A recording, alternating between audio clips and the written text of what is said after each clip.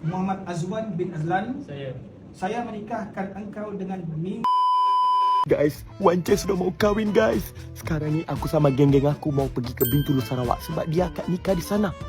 Tak sabar weh guys, jom. Awal. Siapa drive eh? Engkau lah cepat ni. Dah jom. Nampak ni. Cepat lah. Apa dah yang tunggu dah tu? Tak babe aku. Beg aku je dah. Ya, mana bising. Ish. Guys. Bang. Cepat sikit.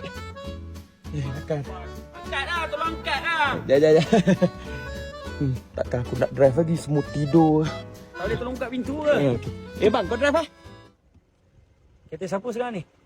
Kereta aku. Drive. Aku nak duduk belakang.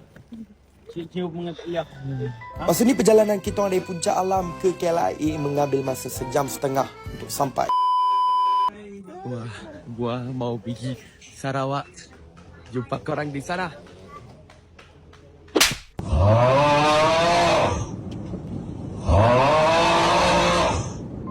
Masa ni kita orang ambil masa 2.5 jam untuk sampai ke airport Bintulu. Hei, Blay.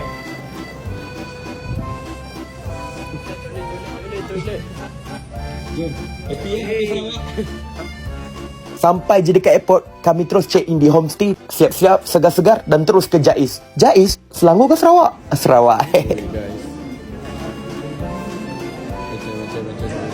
Wih, Wan nak masuk dah. Wan nak masuk dari dekat. Macam nak flip eh? Macam ni nak record guys. Wan nak masuk. So guys, Wan dah nak akad. So mungkin dia tak nampak aku lagi. Tu yang dia tak tunggu-tunggu aku tu. So biarlah habis akad semua dulu baru aku tunggu-tunggu dia lah. Habis dia akad, aku plan nak tegur Wan. Tapi jap. Guys, aku happy Panglima Singgah kita sudah kahwin. Hey, Wan. Tanya bro, tanya. Happy ya, happy. Kenapa? Aku tak ada jemput kau. Kau ikut dari siapa ni? Cakap kau jemput aku. Aku, dorang Ryan. Ada nama kau tak ada kan? Tolong bawa keluar. Kau tak ada? Keluar. Kau tak ada. Kau keluar.